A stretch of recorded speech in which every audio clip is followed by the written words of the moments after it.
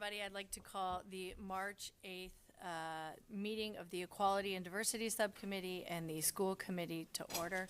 I'd like to ask everyone to please stand for the Pledge of Allegiance. Pledge allegiance to the flag of the United States of America and to the republic for which it stands, one nation, under God, indivisible, with liberty and justice for all.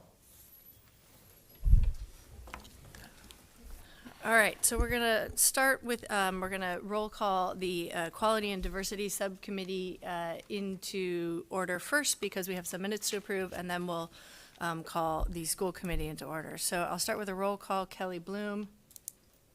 Here. Elizabeth Murphy. Here. Lily Chamberlain. Here. Diane Massari. Here. Mark Hayes. Here.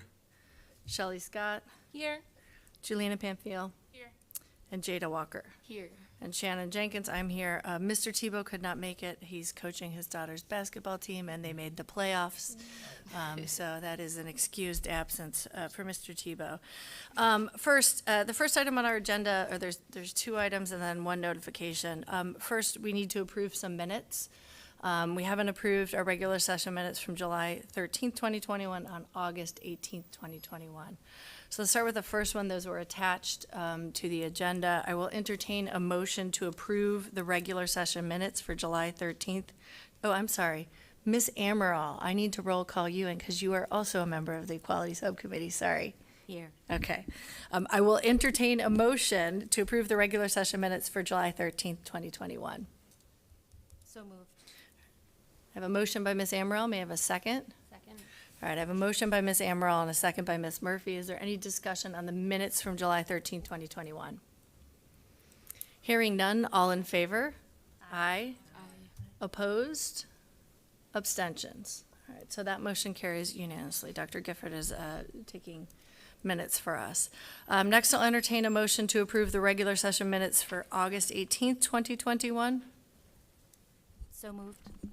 Motion by Ms. Amaral. Do I have a second? Second.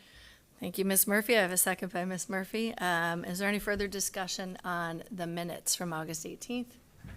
Hearing none, all in favor? Aye. Opposed? Abstentions? All right, so that motion carries unanimously. Before we adjourn to our joint session, I just want to let you know that last night at the school committee meeting, we were informed that the terms for the Equality and Diversity Subcommittee technically expired in December. The committee voted last night to extend your term for, I think, 1 week. But I think it was for this meeting. I can't remember the exact, but it essentially means for this meeting. Whether it was 1 day or 1 week, it's for this meeting.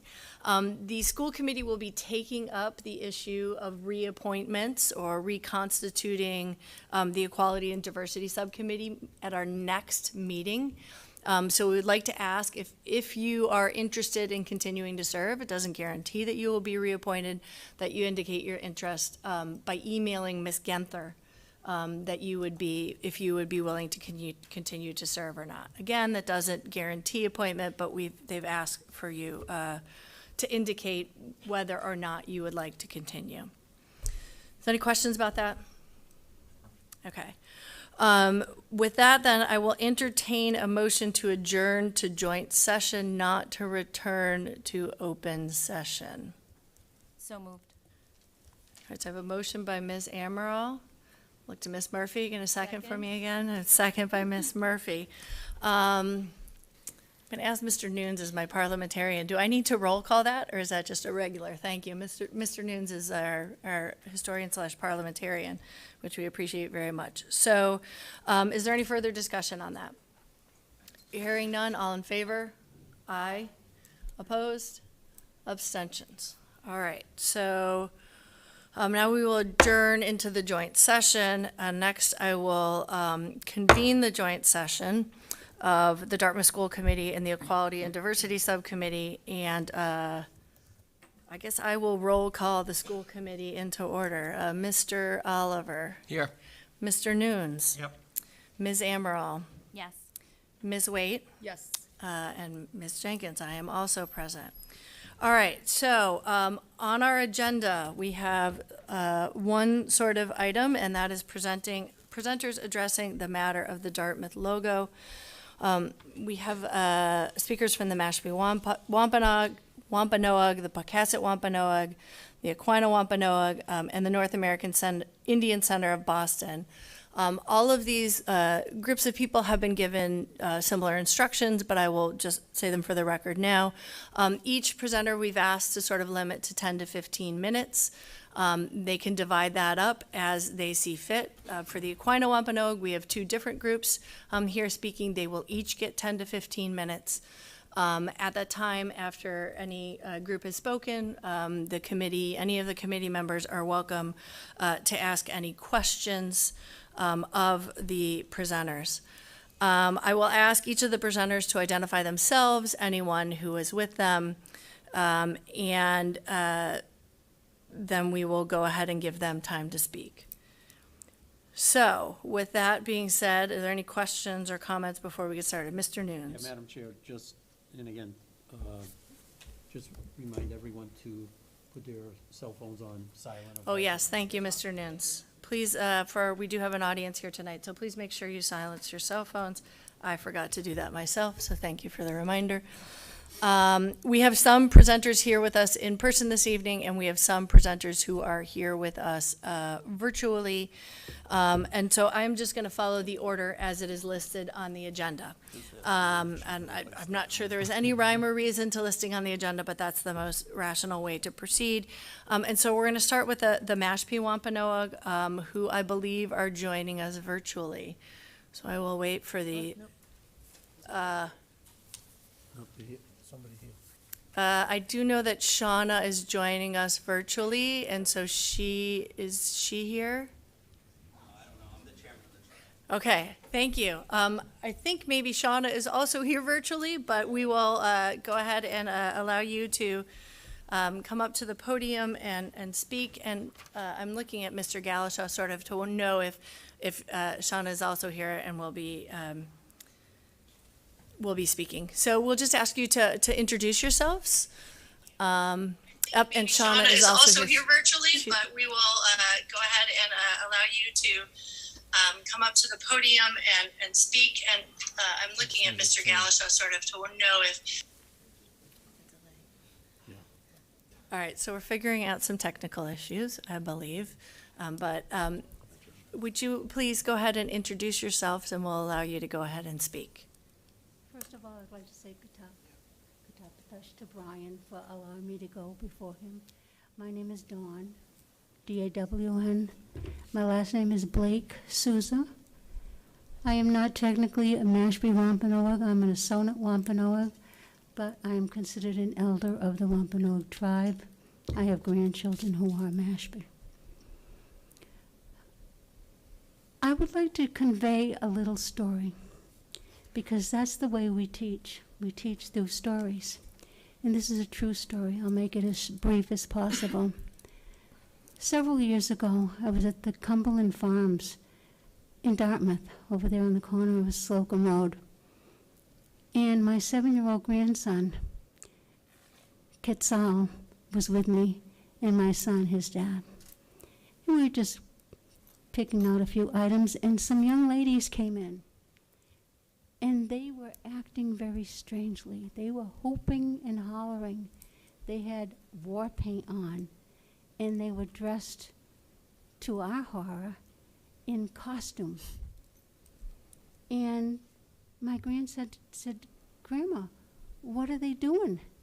And I didn't understand, because I didn't know at the time about the mascot at the high school. And my son looked at me and said, "Mom, they're coming from that football game over there." And I said, "But they're dressed like that? They're acting like that?" And I couldn't explain that to my 7-year-old grandchild. It was so outlandish that I couldn't give him an adequate explanation. I found it very offensive, and I tried to explain it to my grandson, how adults today, in this time, this age, can allow that kind of behavior. And that's my true story. So I would ask this committee to seriously consider how it affects us. I find it personally, I'm 77 years old. I have 14 grandchildren. And my grandchildren are growing up primarily in Mashpee. They go to the Mashpee language school. And I hope that you would consider their feelings and how you would feel if your culture was misappropriated in that way. Thank you. Thank you for listening. Thank you. Thank you. Shauna, did you want to go real quick? Can she hear? I think there may be a delay. Okay. And then I can go. Wanina Khan, Nataswis Mosquata, New Tomas Masipia, Kanatai Masipia. What I just said is good day, good evening. My name is Bearhart. I come from Mashpee and I live in Mashpee. I also have the honor and privilege of serving as the chairman of the Mashpee Wampanoag tribe over the next 3 years. On our language, in our reservation, we have a language school. Our language school is a Montessori-based language school. We teach our children Wampanoag curriculum from hunting, fishing, gathering, to how to survive in this day and age. The school is named after Weetamoo, and Weetamoo was one of the Wampanoag sachems who actually fought with her people during King Philip's War, which was still one of the bloodiest and brutal wars this continent and nation has ever seen. Some of our students got together and put together a little video.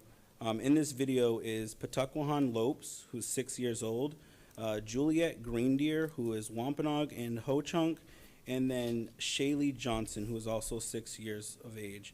And they're from the Makayasak Wikyu school. So here's a little message from them.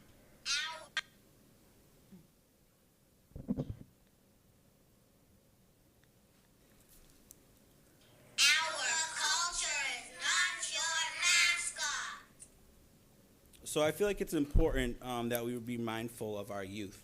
I come here as an innocent bystander. I have no conflicts of interest. I have no nickel in that quarter, so to speak, about what you guys decide to do with the logo or not. I think the biggest thing is the misconception. I don't know how anybody else feels, but I know that I'm not an Indian, and I was always raised to be proud that we're not Indians. You know, Columbus thought he landed in India, and that's why he convinced and called us Indians. Some people might be okay with that, but for majority of us, we're not. And not one individual speaks for an entire nation. I certainly do not speak for all 3,000 tribal citizens. And you can learn a lot about a nation by how they treat their traditional people and their cultural people. No matter who gets up here today and prides themselves in how traditional and cultural they might be, you can learn a lot about a nation by how they treat their elders. And that's why I let one of our elders go first. And besides your elders is your youth. None of us here, you know, we've all lived and gone through school and have higher education, and it's all about the young people. You know, we get offended every time Halloween comes around because you see people with, you know, headdresses and everything else. Just to give a little bit of knowledge and background, I attended Barnstable High School, and this is home of the Red Raiders. My father told me I could always try out for the sports team, but I could never play for them until they got rid of their ridiculous logo. Now, they recently got rid of their mascot and turned it into the Red Hawks. All right. Hi, everyone. I think there is a delay, so I'll let her go. Okay, thank just you. bear with me, please. But my name is Shauna Newcomb, and I am a member of the Mashpee Wampanoag tribe. I appreciate you giving me the floor or the screen tonight. While I am happy to be able to speak and am truly humbled to have been invited, I must say that my voice here tonight will only echo that whose should be the loudest, which is, in my opinion, the Pocasset Council member Megan Running Deer Pages. While yes, I am a member of the federally recognized Mashpee Wampanoag tribe, the land you are currently standing on is not Wampanoag territory. It's actually Pocasset ancestral territory. But to show my intertribal solidarity, I am happy to lend my warranted opinion. And that is that all Native American mascots, including your Dartmouth Indian mascot, should be retired. Because number one, It does not bring honor to Indigenous people. Like you just heard from Chairman Whedon, just the term Indian itself is a misrepresentation of Indigenous peoples. Back in 1492, Columbus mistakenly thought he found a shortcut to India, but he actually landed in the Bahamas. He then inaccurately labeled the Aboriginals Indians. And it's just a constant reminder of the colonization and the assimilation Native Americans were forced to accept. I'm also a middle school teacher, so I'm gonna come at you, tonight with my major talking points. My second point is that Native mascots actually mocks Indigenous culture. Each feather that your mascot is seen wearing had to have been earned in an act of bravery. I will repeat that. Those feathers have to have been earned.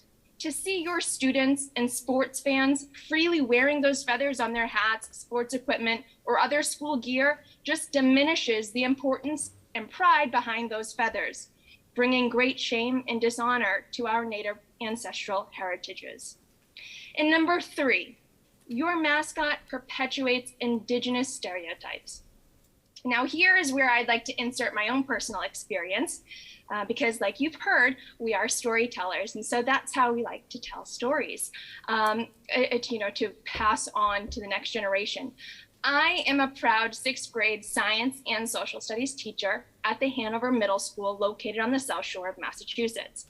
When I first started teaching there, their mascot was the Hanover Indian. Keep that in mind, okay? Now, the first day of school is arguably one of my favorite days of the school year because I get to meet and get to know all of my new students and share a little bit about myself. And of course, I usually start with, I'm Mashpee Wampanoag, and their faces blank. Like Native American, nothing. I can usually get some students to catch on when I have to resort to saying, like Disney's Pocahontas. I'm telling you, this is the truth every year, the first day of school. Meanwhile, their mascot is the Indian. They've since decided to change their mascot. So just let's think about that. Why were my students not equating my Native American heritage with their mascot? I'll tell you why. Because I didn't look like their mascot. I didn't have feathers in my hair like your mascot does. I don't have war paint on my face like your mascot does. Therefore, I must not be what that caricature is. Or I must not be that Native American. Do the descendants of pilgrims, let me ask you, do they still wear big boots, buckle belts, bucket hats? No. Just like them, right? Just like them, we've also evolved over time. No, we are doctors. We wear lab coats. We are teachers, right? We can wear suits. We don't have to look the same way as our ancestors did. There are times and places where we do. These images, these mascots are dangerous. And there's lots of scientific evidence that echoes that. The American Psychological Association alone suggests that Native American students are 8 times more likely to commit suicide compared to the other students of any other race in this country. Now, I'm not saying that Native American mascots are the sole reason for that reality, but it certainly doesn't help with their self-esteem. I'd also like to speak to your intricate mission statement, which is to provide a quality education for all learners. But what kind of quality could that possibly be if you're already doing a disservice to your students by perpetuating the stereotype that all Native Americans look like your current logo? Even the National Football League has acknowledged the detrimental effects of Native mascots and have led major rebranding changes. Several schools across the country, let alone right here in Mass, have also chosen to stand on the right side of history that directly impacts tomorrow's leaders.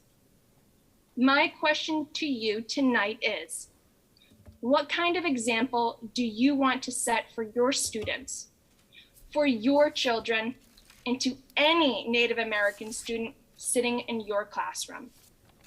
Thank you. Yeah, I just want to echo that the National Congress of the American Indians has taken a stance on Native American mascots. And I also serve in a capacity as an elected official for the town of Mashpee. I serve on the school committee. And Mashpee's doing a great work with intricating the language and the culture. We provide Wampanoag language to our middle school and high school students. We provide cultural education to them. We read a land acknowledgement statement before every school committee meeting that we do have. I think that if the town and the board wants to keep it, I think there are things that you guys can do. I know that the Kiowa tribe, they're having an issue with one of the schools that are named after the tribe. And they don't really have an issue with it as long as they do right by them and you guys provide cultural education and so on and so forth. So I just want to leave you guys with some of our thoughts and just let you know that not one group speaks for an entire nation. We are multiple tribes within a nation. And also the Native American Center for in Boston, NACOB, they're an organization. They're not really an entity or a tribal entity, so I'm not sure what they might say to you guys. But I think it's important. If you want meaningful consultation, I encourage you to take this trip on the road. Go visit the tribal members in Aquinnah, in Mashpee, and so on and so forth, and really hear from the elders in the community. And that's all I wanted to really tell you. So Katabatush, thank you. Thank you.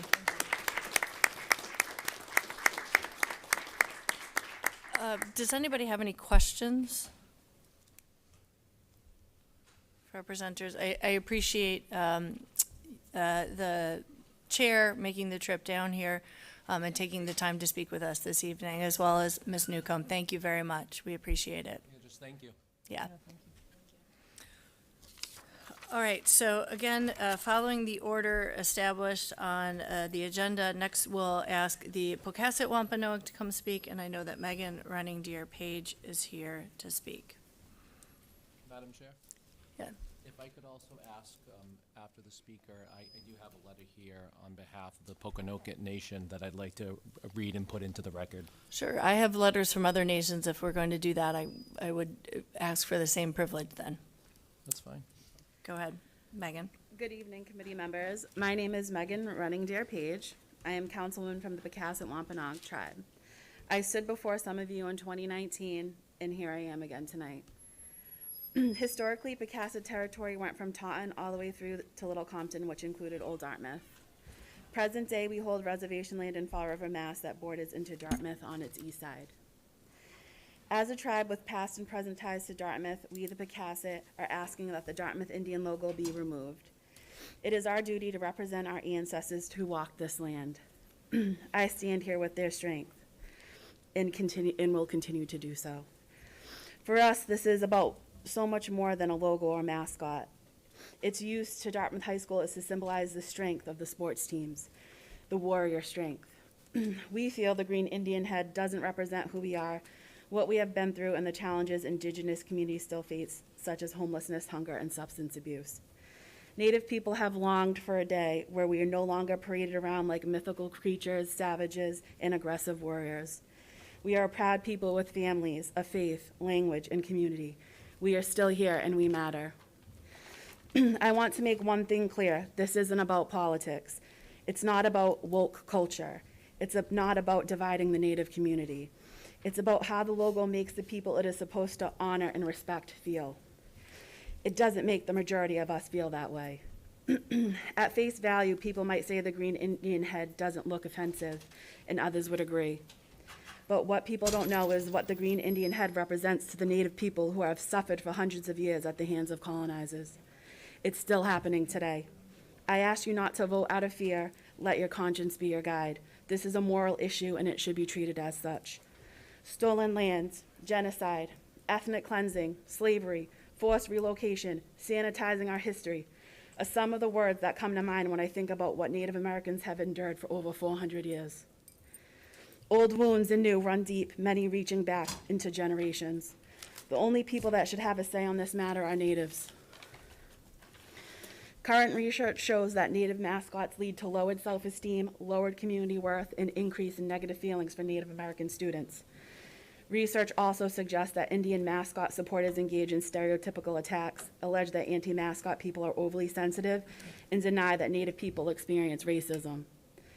The Dartmouth High School handbook says, in quote, "In recognition of the Native American heritage of the South Coast of Mass and out of respect for the original settlers of this area, the Dartmouth School Committee has adopted the Dartmouth Indian logo as the symbol. According to the handbook, Dartmouth schools shall be responsible for educating Dartmouth students on the history and important role that the natives played in Dartmouth. Is this being taught? In 2019, we suspected it wasn't, and we still suspect it isn't today. A recent letter in Dartmouth Week confirmed our suspicions. A 2020 Dartmouth High School graduate stated that he never learned about the Wampanoags until the logo became controversial. He stated, "I was only exposed to the mascot in connection to the white people wearing the uniforms." People hold on to the tradition of the native logo of bleeding green, smearing war paint on their faces. Some traditions are meant to be broken. They were instituted by non-native people with no thought about what the majority of indigenous voices in the area felt about it. I will leave you with a direct quote from a tribal member. "For any person, place, or thing to symbolize my color, my blood, my ancestry in such a form is insulting. Stop disrespecting the native." Thank you.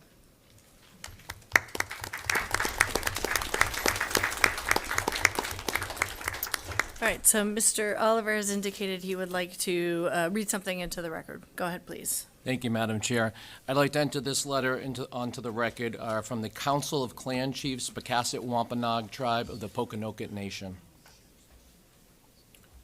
To this honorable board, the Pocasset Wampanoag Tribe of the Pocasset Nation shall not take part in any process that eliminates all Native voices.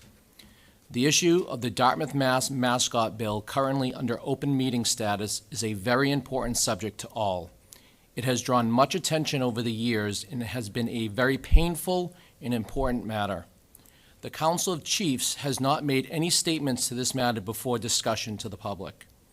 The Pocasset Wampanoag Tribe of Mass and Rhode Island is not in any way, shape, or form connected to our traditional council or tribal structure. We acknowledge them as brother and sister Pocassets, and they certainly have their voice.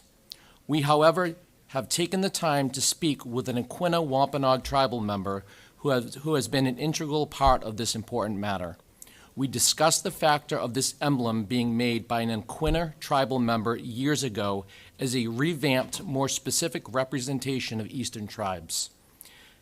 The very question is, should we erase all presence of Native peoples in an effort to stop discrimination or have some resemblance of properly displayed Native presence? The Bill H-581 Massachusetts legislation would stop all mascots. We feel the real question here is why there is not sufficient dialogue between the community and the local tribes, not just a 15-minute statement.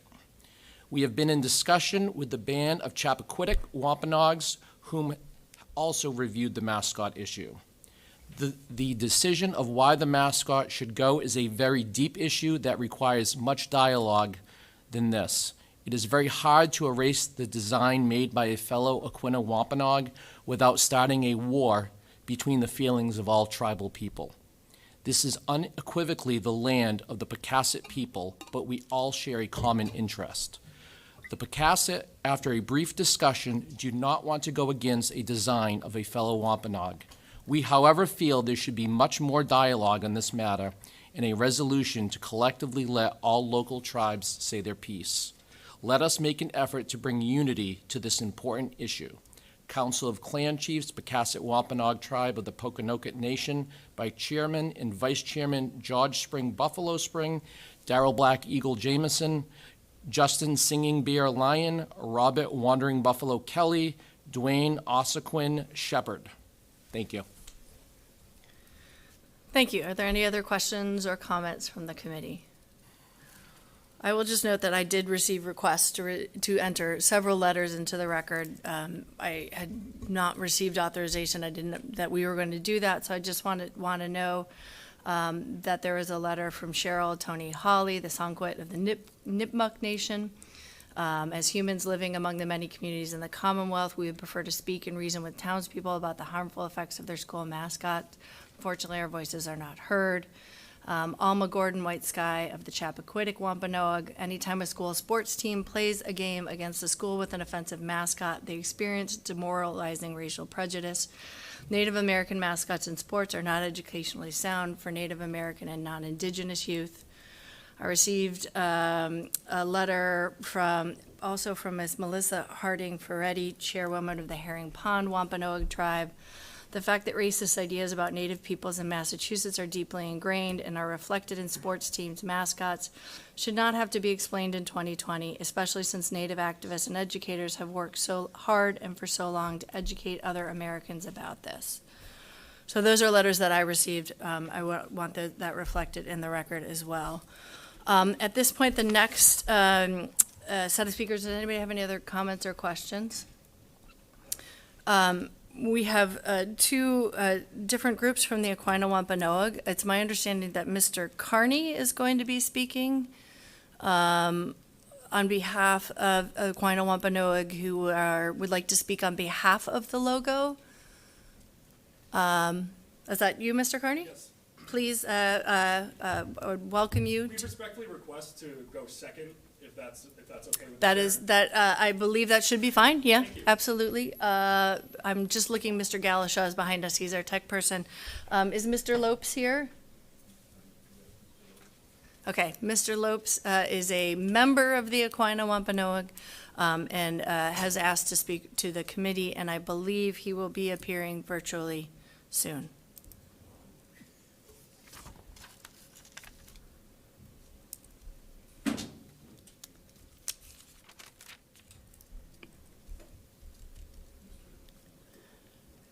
Just give us a second, we're working out some technical issues here.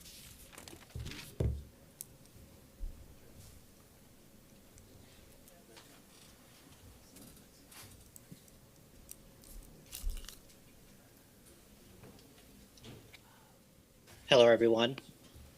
Thank you for having me this evening. My name is Brad Lopes. I am Aquinnah Wampanoag, and I'm here to speak on behalf of myself as a member of our nation. I'm also here to speak on behalf of the 50-plus tribal members who have signed my petition in favor of not supporting mascots, images, or symbols such as the Dartmouth logo. I would like to thank also the speakers beforehand, including our brothers and sisters from Mashpee and Pocasset as well. And I'd like to share my story with you all this evening.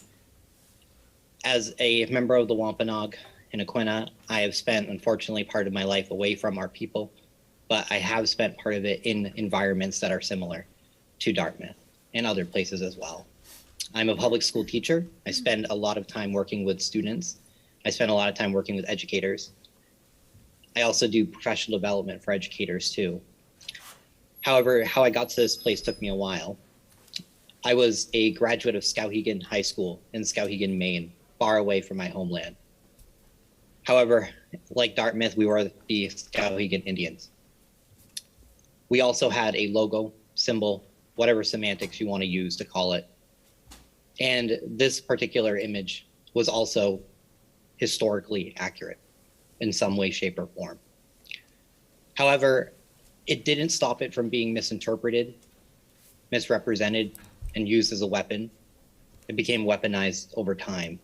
My experience was that I became the dirty Indian.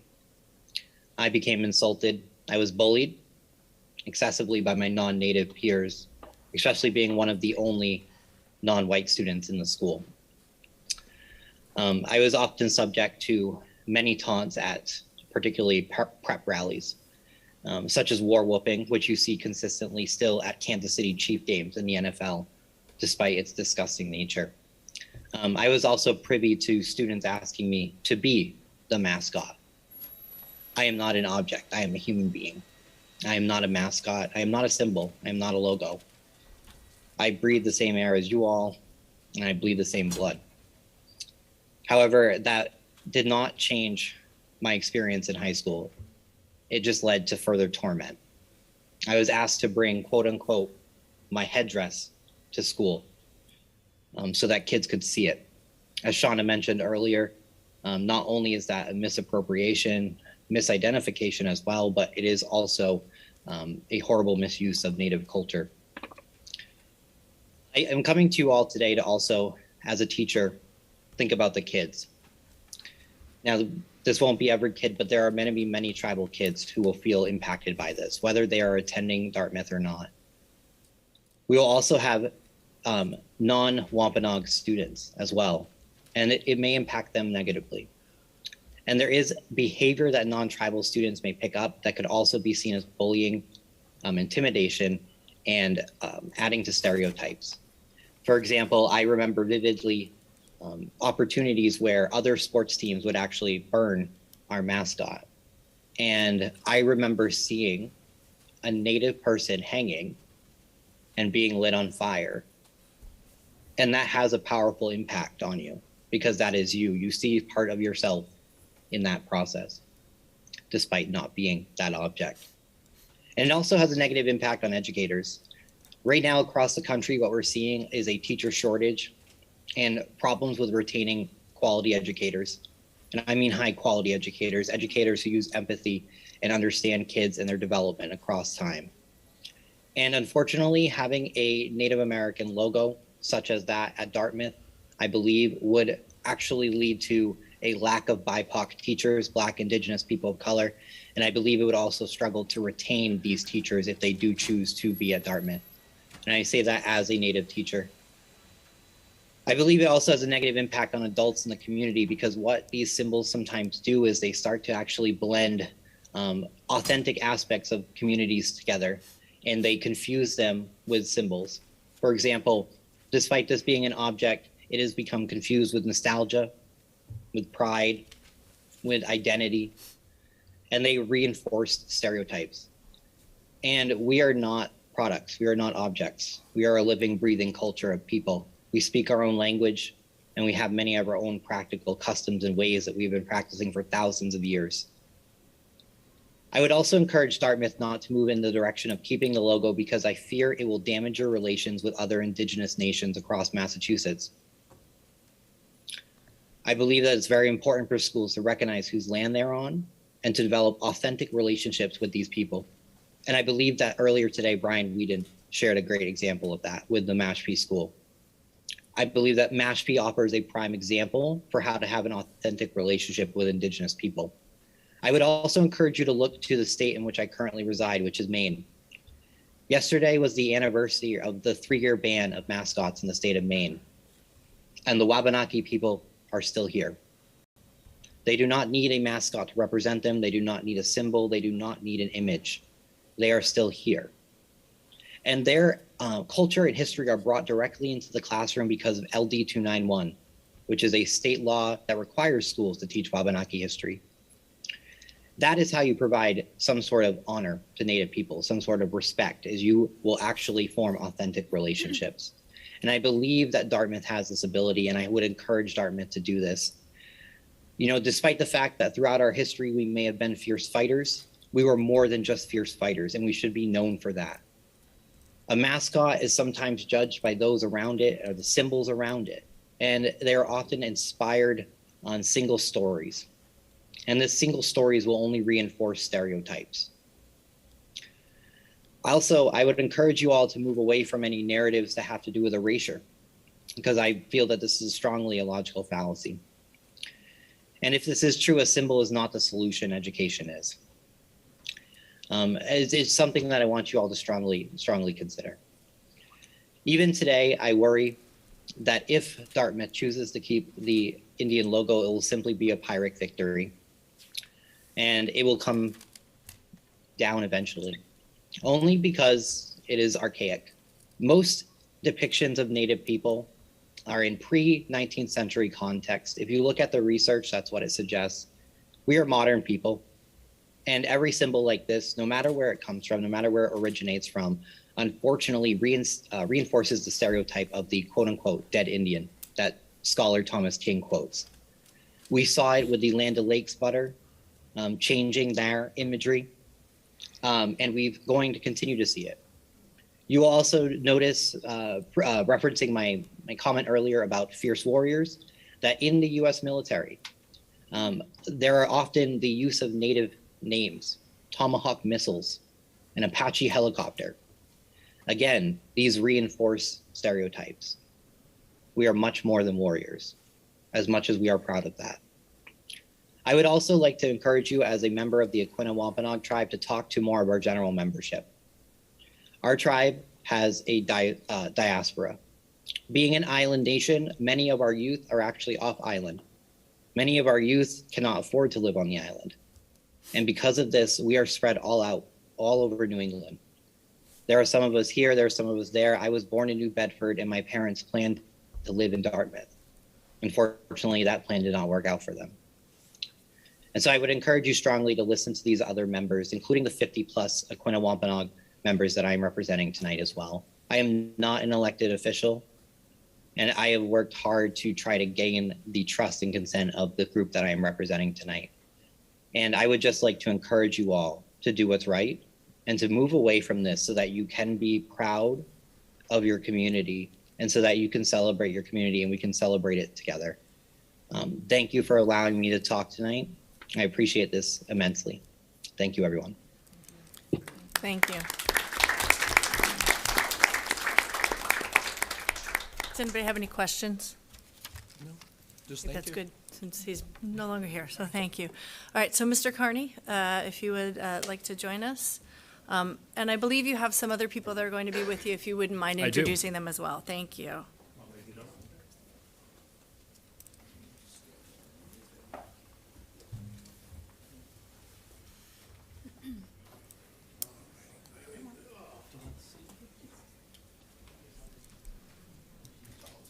Good evening. Good evening. My name is Sean Carney. I am a proud member of the federally recognized Aquinnah Wampanoag tribe. With me, I have my uncle Clyde Andrews, author of the logo. I have my other uncle, Mark Andrews, a DHS graduate. I have my mother, Naomi Carney, also a DHS graduate. I have my grandmother, our tribal elder and our matriarch, Edith Andrews. The town matriarch, also our family matriarch. We also have Billy Montero. We also have Randall Bear Montero, both Dartmouth residents. Class of 80 for Billy, or for Randall? For Bear. So we're speaking today on behalf of ourselves and on behalf of the tribal members that agree with us on this issue. Before I start, I would like to read a small statement into the record. I believe you have received this letter dated March 8th. Members of the school committee, we, members of the federally recognized Wampanoag tribe of Gay Head Aquinnah, and all of Dartmouth's tribal families comprising our proud residents, alumni, and current students, fully support preserving the Dartmouth Indians' name and symbol. As you are well aware, an iteration of the current logo was authored by fellow tribal member and Dartmouth High School alumnus Clyde Andrews. Around 1974, his mother, Edith Andrews, was asked by Gil Madrigal, director of music, and the late Carlin Lynch, the head football coach, to redesign the then existing Great Plains Indian symbol to reflect a more accurate depiction of Eastern Woodlands Indians. The Dartmouth Indian, its symbolism, its history, and the pride behind it has unified our families for generations. Despite the battle cries of a few non-tribal voices in Dartmouth, as well as a few out-of-town organizations, the symbol is not disrespectful, disparaging, or derogatory in any manner. Over the generations, many of the undersigned students thrived and continue to while attending Dartmouth schools, representing our town across the state, the nation, and in various capacities through scholastics, sports, and the music program. Unfortunately, there are some, including several members of the committee, who are determined to erase the Dartmouth Indian at all costs. The 3-year process to erase the Indians was deliberately exclusory from the onset, from the creation of a cherry-picked, now defunct subcommittee, demonstrating a complete lack of outreach for public comment and dissenting opinions, to ignoring the sentiments of our tribal members who reside in Dartmouth. In addition, certain school committee members have intentionally downplayed our federal recognition status, a government-to-government relationship between our tribe and the United States, with inherent rights of self-government and sovereignty. We as tribal members and residents of Dartmouth were not invited to be presenters at this tribal forum until the 11th hour. We were only informed of our ability to present late last night after the school committee met. Further, how tragic would it be to our Dartmouth High students who are tribal members who are being stripped of their representative identity without ever being consulted? They deserve a voice in this process. Staying true to this theme, on July 13th, 2021, your school committee chair, Shannon Jenkins, said, "We shouldn't ask an oppressed people if they feel comfortable with their oppression." Almost a year earlier, on August 13th, 2020, she tweeted, "They're mad that I've pointed out our mascot is racist. It's a lot easier to LOL when the racists are mad at you." This type of rhetoric has significantly polluted any school committee forums on this matter, and it certainly demonstrates a lack of appreciation for the intelligence and sophistication of our tribal members who are thriving citizens across the state and country, who include professions in law enforcement, doctors, teachers, lawyers, tradesmen, scientists, artists, tribal leadership, elected officials, and great parents, just to name a few. We are not oppressed. Moreover, the Dartmouth Indian is an honorable symbol, not a mascot. Over the years, the school department has respectfully utilized the symbol in a limited manner that demonstrates honor and pride for our people. The symbol won't be found on the floor of your school hallways, on the basketball courts, or on any field of play, or any location where it can be stepped on. Of course, we understand that not all tribal members or tribes will agree on this issue. Just like any subset of people, we have diverse opinions. However, the issues related to the Indian's name and symbol here are purely and uniquely a Dartmouth issue. These issues should be ultimately resolved by Dartmouth's residents and the alumni, and the Dartmouth Indians' name and symbol is unifying, respectful, and pays homage to our indigenous history. It should be reaffirmed, honored, and celebrated. Respectfully, Edith Andrews, Clyde Andrews, Cheryl Andrews Maltese, Mark Andrews, Kyle Andrews, Naomi Carney, Wendy Harwood, Megan Harwood, Jeff Martin, William Martin, James Martin, Mary Martin, both of whom are current DHS students. Courtney Pacino, Lauren Martin, Caitlin Antz, Billy Montero, Roque William Montero II, Mary Ann Montero, Randall Bear Montero, Celeste Ventura, Jacob Ventura, Jeremy Ventura, Jared Walker, and Justin Walker, all members of our tribe. To move on, I would like to once again point out that the issue to us is not a mascot. It's a logo, it's symbolism, it's imagery, and once again, it was designed by one of our own, Clyde Andrews, a member of our Aquinnah Wampanoag tribe. We have significant differences here in Dartmouth than what we've seen in Cleveland, in Washington, and in other areas of the country where you've had either derogatory names for the teams or caricature depictions of Plains Indians. Here, we're not using a derogatory name. Now, natives will disagree on this across the board, but the word Indian on its face, to myself and to those standing behind me and to those who signed this letter, is not derogatory. It's codified in our Constitution. It's codified by 25 U.S.C., which is the United States Code, which gives us our inherent rights and government-to-government relationship. By getting rid of Indian, you might as well be getting rid of these rights. Secondly, there is an overwhelming support from the Dartmouth Aquinnah Wampanoags that live in Dartmouth for this logo. Those that are directly affected, those that either grew up in the town, went to school here, or have a deep connection here. The symbol and logo has united generations on athletic fields, classrooms, band competitions, and once again, this is a uniquely Dartmouth issue. I would like to briefly respond to some of the comments made today. I would like to briefly respond to Shauna, our very eloquent sister from Mashpee. I do agree, feathers were earned in act of bravery. But I will say that showing up to school, competing with sportsmanship, and giving it 100% in the classroom, the athletic field, the auditorium, or elsewhere in the Dartmouth community is an act of bravery. I would also say that the approach by Mr. Lopes is much too broad. We cannot just get rid of all native imagery, symbolism, native imagery and symbolism. That is far too overreaching. We should be taking a tailored approach here, looking at what symbolisms and what imagery is or is not offensive. And we should also have articulable reasons of why things are or are not offensive. I would say to the committee here, in the case of the Dartmouth Indian, you have a tastefully done historic representation of what the Eastern Woodland Indians looked like. I haven't heard anyone yet pinpoint something about that logo that is either offensive, defamatory, or derogatory. I would say that we would love, as a tribe, or at least speaking for the tribal members you see before you today here, we would love to set up a partnership with Dartmouth in order to better educate your students on what that logo represents and the people it represents.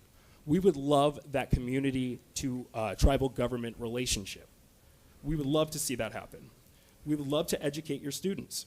We would love you guys to do right by us and partner with us, of course. And we appreciate all of the, we appreciate all of the efforts and all of the viewpoints that have happened here. But once again, getting rid of all native imagery is not the solution. And I would also agree with Mr. Lopes that the image on its own is not the solution. But I can tell you definitively, it's also not the problem. I would like to invite my grandmother, Edith Andrews, to say a few words on the logo as well.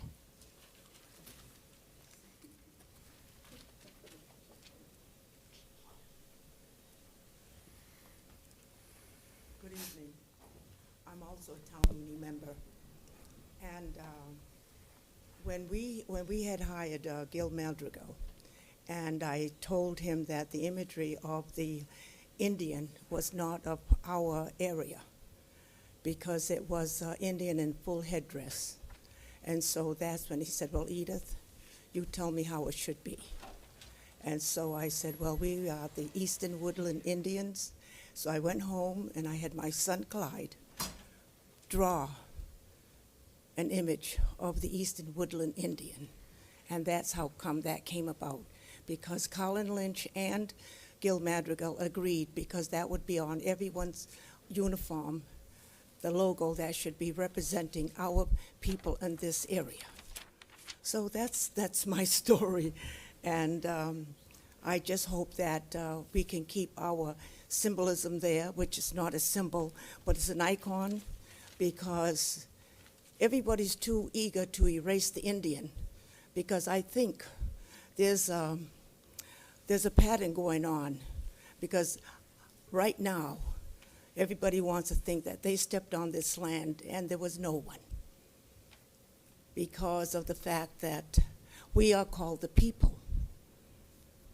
And because everyone has a nation's name, and we are the Wampanoag, we have the Narragansetts, we have the Mohegans, we have many others. There is about 528 nations in this United States, different tribal nations. And it's very important for everybody to know. And we all do have our differences, but the one thing that we do agree that we love one another. And if we didn't like people and didn't respect people, the Pilgrims would still be waiting to get on the land. Because if it wasn't for us to make them well, because they were dying with the disease and everything. So if we were what they would call a wild people, you people wouldn't be here. So it's thankful to the Wampanoag people that helped the Pilgrims survive. That's my story. Thank you.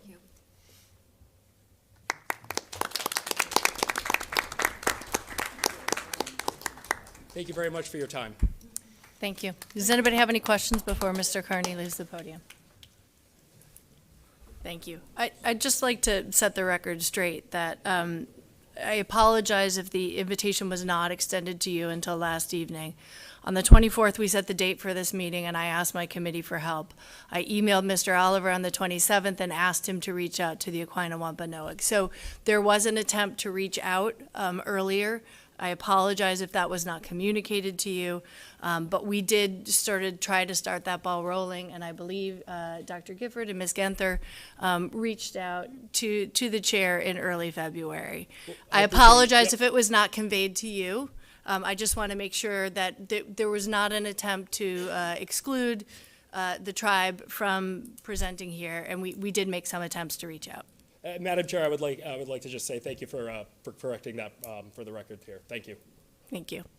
Mr. Oliver, would you like to? No, add I was anything? just going to add that, yes, Dr. Gifford and Kate had reached out, and I was included on it, and to Chairwoman Cheryl Andrews Maltez, and I don't think that we ever received any correspondence. We did. But She did respond, and there's some dialogue back and forth. I just want to make it clear that that was not an intentional slight, and that we had tried to be in communication.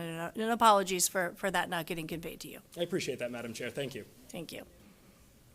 Ms. Andrews, but if you have something else to say, please step up to the microphone because our audience cannot hear you. we could bring it to her. I don't. Yeah. Yes, instead of walking up. Yeah. Sean's gonna find it. No, I just feel that by now we have been listened to the Aquinnah too long. It's Aquinnah, Aquinnah, my apologies. please, because it was driving us insane back here. Thank All you. right, thank you. Yeah, it's Aquinnah. Thank you. All right, so thank you for that. Our final presenter is from the North American Indian Center of Boston.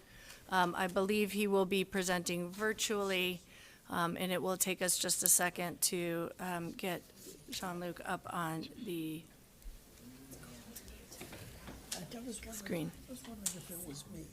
It's cold. Yeah. Last night it was Mile. extreme. Hello, thank you for joining us this evening. Please introduce yourself and go ahead. Sure. Okay. Hello. Thank you to Dr. Jenkins. Thank you to the Dartmouth School Committee. I am calling in from unceded Nonotuck land here in Western Massachusetts. My name is Jean-Luc Perrite. I am the president of the North American Indian Center of Boston. We are Massachusetts' oldest urban Indian center, providing cultural and social services for the New England Native American community for over 50 years.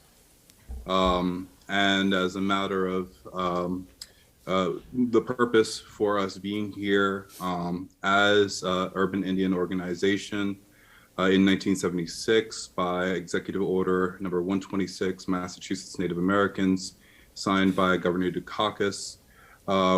We then, as the Boston Indian Council, were designated as the state's liaison for residents who are members of tribes who had historical government-to-government relationships, but are now outside of the border. So thinking about Massachusetts in terms of the Bay Colony and the province of Massachusetts. This is a difficult testimony to give, and I have no joy in my heart saying these things.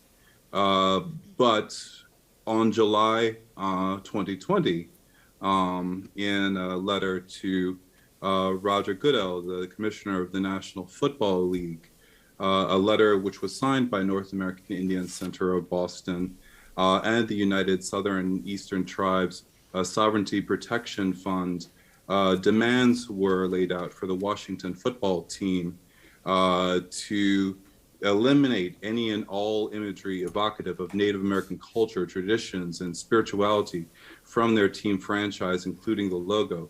This includes the use of Native terms, feathers, arrows, or monikers that assume the presence of Native American culture, as well as any characterization of any physical attributes. Ban all use of Native imagery, names, slur names, red face, appropriation of Native culture and spirituality, as well as violence toward Native peoples from the League. And I cite this letter starting off because I am I'm a member of a federally recognized tribe, the Tunica Biloxi tribe of Louisiana.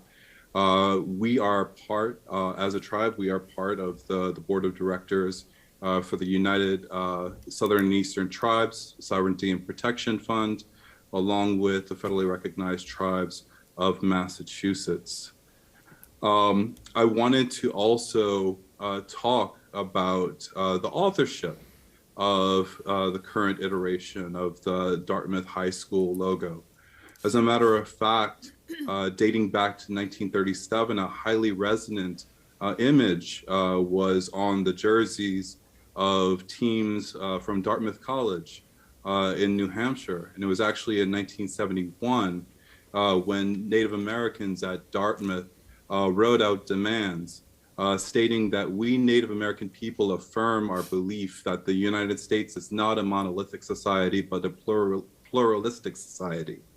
Whereas the historical function of Dartmouth College has been to promote the myth of a melting pot to negate diverse beliefs, we Native Americans at Dartmouth unequivocally declare that the Indian symbol is a mythical creation of a non-Indian culture and in no manner reflects the basic philosophies of Native American peoples, and as such cannot exist within an institution ostensibly committed to the education of Native Americans and others. And again, going back 50 years, we have the same sorts of demands.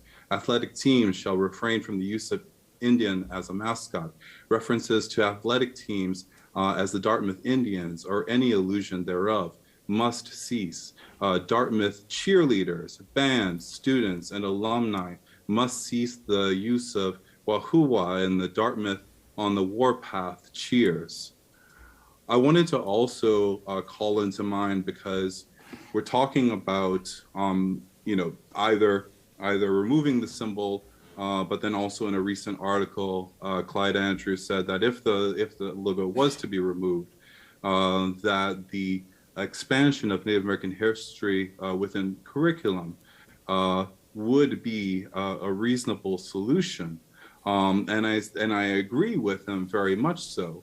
And I would want to say also that, when we talk about Dartmouth Indians, we're talking about very specific people that lived on land that was proximate to where Dartmouth High School is, settlements along the Westport River, going back to the 1861 Earl Report.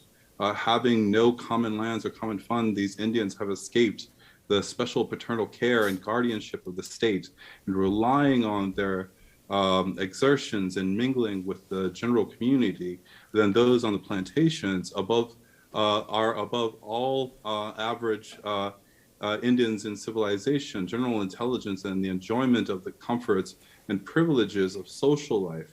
But more so than the people, the land itself, thinking about the actual people that were there during those times, thinking about spiritual leaders such as Nehemiah Abel, conducting ceremony where people from all over the South Coast would come together and join in ceremony at least once a year, thinking about people that are important to all of our communities, people such as Paul Cuffey, who was described as being both tall and stout, spoke good English and dressed in that Quaker style. That is, he adorned a drab-colored suit with a large flapped hat. He's a tall person, well-formed and athletic, but beyond all of these descriptions, he is Native American and African. And so I look at a symbol like what the Dartmouth Indians logo is, and I wonder what we are when we reduce ourselves to this visual language. Who is actually included and who is actually erased? What is the history that we are uplifting, and how can we, as a Black, Indigenous, and people of color, move forward within these public school systems? So I just leave my comments at that. Thank you very much. Tikach. Thank you. So does anybody have any questions or comments? All right, so hearing none, that brings us to the end of our agenda for the evening. There is, if there are other matters that have not been anticipated at the time of the agenda posting, I think I'm going to start with the Equality and Diversity Subcommittee and then turn to, so I will ask the Equality and Diversity Subcommittee if you have any comments, questions, input. Can very quickly go ahead and step up to the microphone, introduce yourself. Yeah, I'm Mark Andrews. I graduated in 1981. And I just want to say that there's a lot of people here from Dartmouth that grew up in Dartmouth, and I'm sure they're in the auditorium now, that this image, you know, I call it an emblem. I don't call it a mascot. And the emblem has traveled to the Rose Bowl parade with the Dartmouth High School Band, internationally up through Canada. It's been at, you know, Super Bowls on, you know, with football players. We find it as a very honorable, you know, sense of homage paid to the original residents of this land. And now that it's called Dartmouth and that it's shared with everybody, you know, everybody in Dartmouth has that sort of connection, and they're proud of it, whether they be Portuguese, Italian, Irish. I grew up with all ethnicities, you know, and we all put the helmet on with the image on the helmet, and you know, and when we think back of it, when we think back of our high school days, we think of Carlin Lynch, we think of Bob Simmons, Al Porter, all these people who shaped us as individuals to go out and venture into the world and give it our best. So, you know, I mean, I want to see the logo or emblem be retained. So Thank you. It represents a lot to people who grew up here and have moved on and sort of have that same Dartmouth High spirit wherever life takes them. Oops. Thank you. All right, so is there anything that other members of the Equality and the Diversity Subcommittee would like to bring up or talk about right now? All right, so I will remind people on the committee that if you are interested in continuing on the committee, to email Ms. Genther, let's say by the end of this week, if you can do that, if you'd like to continue. Now I will return to the school committee and ask if there are comments, questions, other matters they would to consider. Mr. Oliver. Thank you, Dr. Jenkins, and thank you to all the tribes that came out this evening to speak. I deeply appreciate it. I appreciate all of you being here on the Diversity and Equality Committee.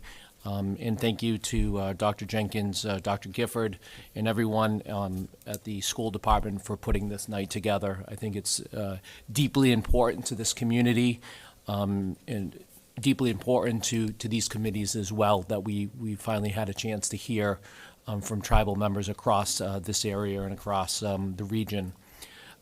With that said, I think it's really important that we continue these conversations. If all of you on the Diversity and Equality Committee would like to come back and be reappointed, you know, at some point, I think it's important that we hear from all of us together before any type of vote is taken, in addition to after the town's non-binding referendum takes place. But before that, previous to that, I think it's equally important that we continue to have these conversations. And I personally would like to reach out and have some conversations with some of the tribes that spoke this evening. It's very clear to me that the Aquinnah Wampanoags that were Dartmouth High School alumni, Dartmouth alumni that are present this evening that signed off in this letter have a very big stake in this. And I think it's important that we continue to listen to them and continue to listen to their brothers and sisters in other tribes. So I would just ask that we continue to have these conversations and continue this dialogue. I know there's a public forum coming up next week? 2 weeks. 2 weeks. 2 weeks, where the citizens of Dartmouth will be given the opportunity to speak, and so I think that's is equally important as well. So thank you very much. Thank you for your time. Thank you. Any other comments? Just, thank you to everyone who's here and has spoken. Much appreciated. Learned a lot. Thank you. All right, go ahead, Ms. Waite. No, I would just say again, I also want to echo my colleague and say, thank you to everyone who came. I think we had quite a diversity of opinion.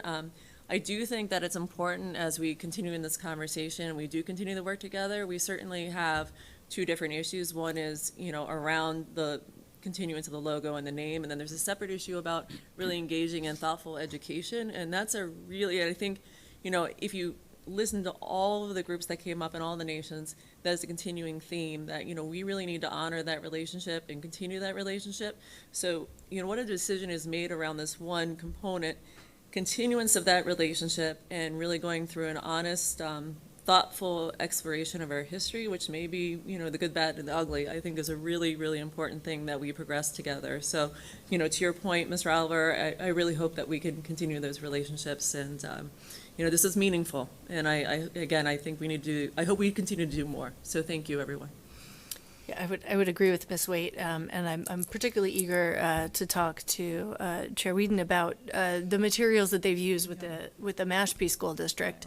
I'd like to see us develop some similar sorts of things for our school district.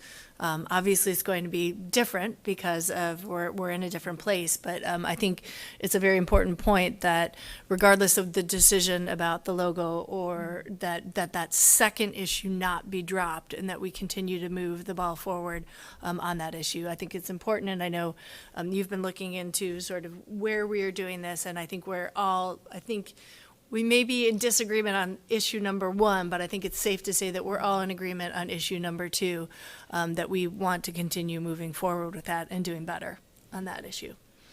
Ms. Amaral, do you have anything you want to add? Yeah, no, I mean, the only thing I was going to add, my colleague, Ms. Waite, really articulated well, and the theme that I heard throughout, it was an honor to hear from everyone,